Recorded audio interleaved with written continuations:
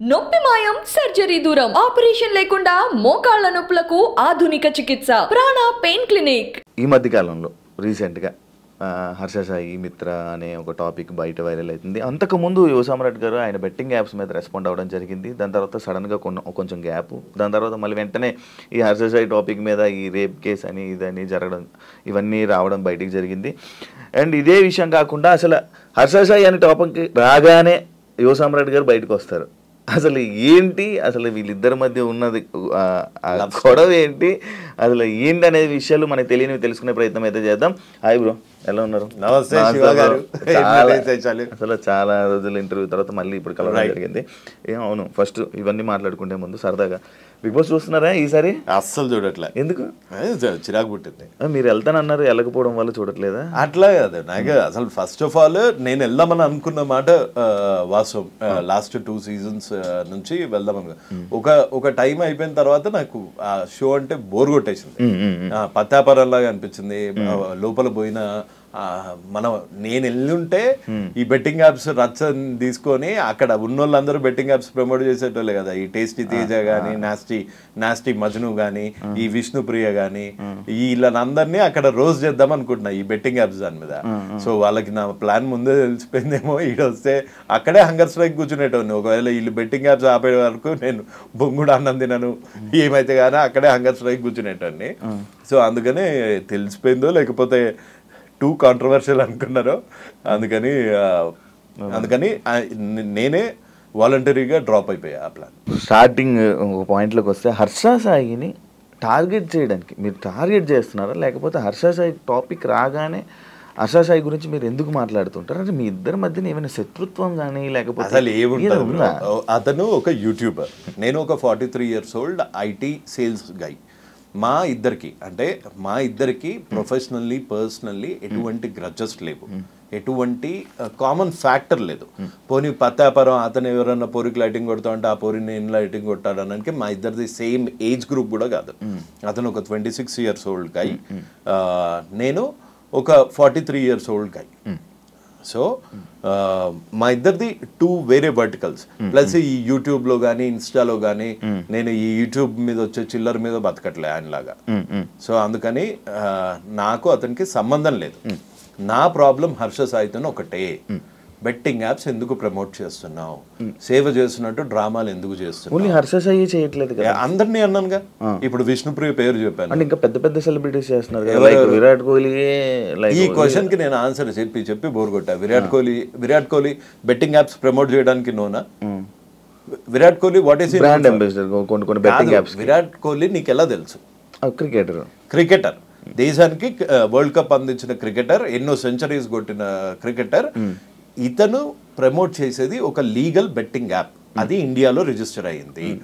ఇక్కడ మన తెలంగాణ ఏపీలో బ్యాన్ చేయడం వల్ల ఇక్కడ Dream11 కానీ విరాట్ కోహ్లీ ప్రమోట్ చేసేది కానీ ఇక్కడ ఓపెన్ కాదు. హర్ష సాయి అనేవాడు ఒక రేపిస్ట్, హర్ష సాయి అనేటోడు ఒక చీటర్, ఒక బ్లాక్ మెయిలర్. రేపిస్ట్ అనేది రీసెంట్ గా వచ్చింది కదా, నాకు ముందు నుంచి తెలుసు వాడు రేపిస్ట్ అని. ఎలా మీకు ఎలా తెలుసు? నాకు తెలుసు, ఎంతో మంది బాధితులు వచ్చి మెసేజ్ పెడుతూ ఉంటారు. నీ దగ్గరే నెంబర్ తీసుకుని కూడా కొంతమంది పెట్టారుగా. మీరు ఎవరు మిత్ర పెట్టారుగా? సో మీకు మెసేజ్ పెట్టారు అప్పుడు ఇలా అని ముందే కాంటాక్ట్ అయ్యారు? ఇది ఇలా నేను బయటికి వచ్చాక ఇప్పుడు కొంతమంది మన హర్ష సాయి అని చెంచాలని అనుకుంటారు, నా వెనకాల మిత్ర ఉంది అనుకుంటారు. మిత్ర వెనకాల నేనున్నా. అంటే మీకు మిత్రకి ఆల్రెడీ మీకు ఉంది, పరిచయం ఉంది. ఎప్పుడు పరిచయం ఉందో నువ్వే చెప్పు. నా నెంబర్ ఎప్పుడు అడిగారు? మీరు అడిగారు నెంబర్ ఇవ్వడం జరిగింది. ఎప్పుడు? అది 2-3 months బ్యాక్. సో నేను ఇది స్టార్ట్ చేసింది 4 years బ్యాక్. నేను బయటికి వచ్చి 4 years నుంచి నేను బెట్టింగ్ యాప్స్ మీద ఫైట్ చేస్తున్న చూసి ఒక్కొక్క బాధితులు అలా వచ్చి కాంటాక్ట్ చేశారు. ఇప్పుడు విక్టిమ్స్ వెనకాల ఎప్పుడు పవర్ ఉండదు, పవర్ వెనకాల ఎప్పుడు విక్టిమ్స్ ఉంటారు. ఇదే మీరు మిత్ర శర్మ హౌస్ లో ఉన్నప్పుడు ఆమె మీద కామెంట్లు చేశారు కదా, పిచ్చిగా. నేను ఎన్ని కామెంట్స్ చేసా, అసలు ఎన్ని వీడియోస్ చేసా, నువ్వు ఎత్తుకున్న దానికి ఎన్ని వీడియోస్ చేసా. కొంతమంది ఫూల్స్, ఈ హర్ష సాయి లాంటి క్రిమినల్స్ అనుకుంటారు నా వెనకాల మిత్ర ఉంది లేకపోతే ఇది అని. నేను ఇప్పటి వరకు అసలు మిత్రా శర్మ గారిని కలిసింది లేదు. బాలు గారిని కలిసారా? మిత్ర వాళ్ళు కలిసాను. తప్పేంటి? ఒకళ్ళని కలిస్తే తప్ప ఇప్పుడు డైరెక్ట్ మీడియాలో అంటే లైక్ ఇప్పుడు ఉన్న బయట మీ మీద ఆరోపణలు ఏంటంటే మీరు బాలు గారు కలిసి హర్ష సాయిని డౌన్ చేయాలి, అంటే వీళ్ళిద్దరు పర్సనల్ క్లాషెస్ లో మీరు ఎంటర్ అయ్యి వీళ్ళు చేస్తున్నారు. వాళ్ళిద్దరు ఎంటర్ అయ్యి వాళ్ళ దగ్గర ఏం ప్రూఫ్స్ ఉన్నాయి హర్ష సాయి బెట్టింగ్ యాప్స్ దాని గురించి? నేను ప్రొవైడ్ చేసిన ప్రూఫ్స్ అన్ని నా ప్రూఫ్స్, నేను తెచ్చుకున్న ప్రూఫ్స్.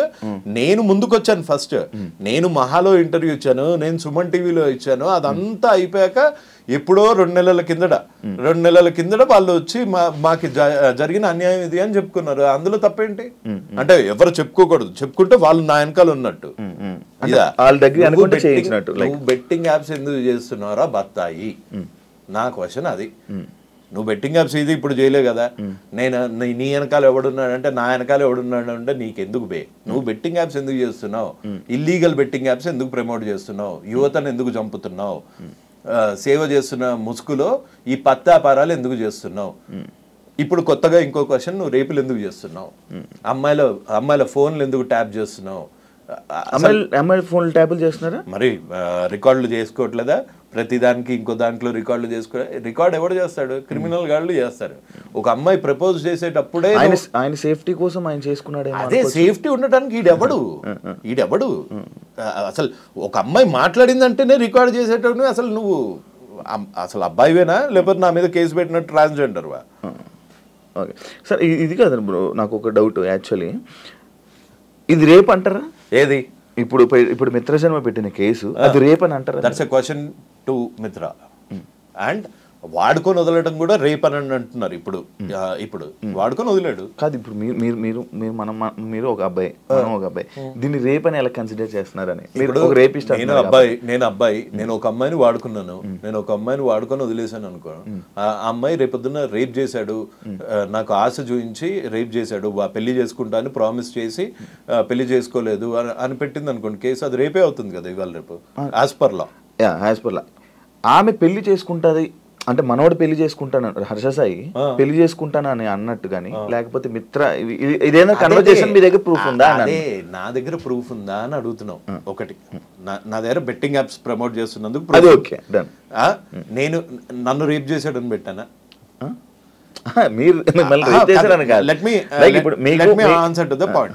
నన్ను రేప్ చేశాడని పెట్టానా? నన్ను పెళ్లి చేసుకుంటాడు అని మోసం చేశాడని పెట్టానా? అలా పెట్టింది ఎవరు? మిత్ర గారు. మిత్ర గారిని అడగాలి ఆ క్వశ్చన్స్, నీ దగ్గర ప్రూఫ్ ఉన్నాయా లేదా అని. ప్రూఫ్లు లేని పోలీసులు అయితే కేసు నమోదు చేయరు కదా, సో వాడి దగ్గర ప్రూఫ్ ఉంటుంది. సో ఆ క్వశ్చన్స్ అన్ని మిత్ర గారిని అడగాలి. మీరు వాళ్ళతో మాట్లాడుతూ ఉంటారు కదా, మీరు వాళ్ళతో టచ్ లో ఉంటారు కదా, ఏమైనా మీకు ఇచ్చారా మాట్లాడండి అని ఏమైనా ఇచ్చారా అని? వాళ్ళతో టచ్ లో ఉంటే బొచ్చులో కారు వేసుకొని రాను, బొచ్చులో కారు వేసుకొని రాను. అంటే వాళ్ళతో టచ్ లో ఉంటే పెద్ద కార్లు వస్తాయా? వాళ్ళు producers, boss Harsha Sai film producers వాళ్ళు, మేమేంది జీతాలు. సో వాళ్ళకి మాకు తేడా లేదా? వాళ్ళకి మాకు తేడా ఉంది. ప్లస్ ఇంకోటి, ఎప్పుడన్నా ఒక నీచుడిని బయటకు తీసేటప్పుడు ఆ నీచుడు వల్ల బాధింపబడ్డ వాళ్ళందరూ వచ్చి హెల్ప్ అడుగుతారు. అలా మిత్ర శర్మ ఒక్క అమ్మాయి, మీరు జస్ట్ ఒక డాట్ చూస్తున్నారు, beginning of a big dirty picture. ఇంకా ఎక్కువ మీకు మెసేజ్ చేశారు చాలా మంది చేశారు. అమ్మాయిలు బూటు కాల్తో ఒక అమ్మాయిని తంతే ఈ పన్ను ఇరిగిపోయింది, ఆ అమ్మాయి కూడా ఉంది.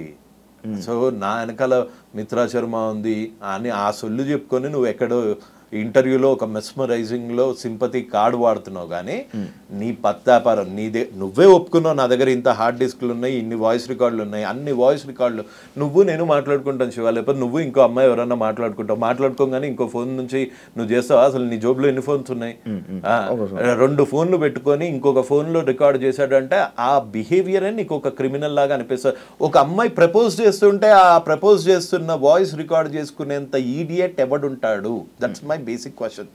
ఇక్కడ ఒక అమ్మాయికి అబ్బాయికి జరిగింది మధ్యలో, శివ అనే అబ్బాయికి లేకపోతే ఇంకొక అమ్మాయికి మధ్యలో ఏదైతే అయ్యిందో అది మీ ఇద్దరికే తెలుస్తుంది, మాలాంటి వాళ్ళకి తెలీదు. ఒకళ్ళ సైడ్ తీసుకోను నేను ఇట్లాంటి దాంట్లో. రేప్ అయ్యిందా లేదా అన్నది ఆన్సర్ ఇవ్వాల్సింది కోర్ట్స్, శిక్ష వేయాల్సింది న్యాయస్థానాలు. సో ఇందులో నా పాత్ర ఏం లేదు. కానీ ఇతని క్రిమినల్ మెంటాలిటీని చాలా దగ్గరగా చూశాను కాబట్టి ఇప్పుడు బెట్టింగ్ యాప్స్ ఎందుకు చేస్తున్నారో బత్తాయి అంటే నా మీద కేసేస్తారు. కేసెస్ అవును, మీ మీద కేసు వేసారు కదా. రెండు కేసులు, ఒక పరువు నష్టం దావా. పరువే లేనాడు పరువు నష్టం దావా చేశారు. మిమ్మల్ని అరెస్ట్ చేశారని విన్నారు. అరెస్ట్ కాదు, రిటైన్ చేశారు. ఇప్పుడు హర్ష సాయి ఎక్కడ అతను? ఇప్పుడు లేదండి. ఏ స్టేట్ అతను? మన వైజాగ్, ఆంధ్ర, విజయనగరం.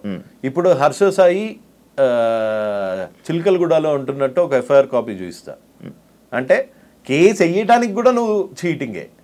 సో అందుకే Harsha Sai is a blackmailer, Harsha Sai is a rapist, Harsha Sai is a cheater. Okay, ఇప్పుడు రేప్ కేసు వచ్చింది కాబట్టి రేపిస్ట్, కొత్తగా రేపిస్ట్ కూడా వచ్చింది. రేపొద్దున నన్ను వేసేయడానికి ఏమైనా ప్లాన్ చేస్తే మర్డరర్ కూడా వస్తుంది. లేదు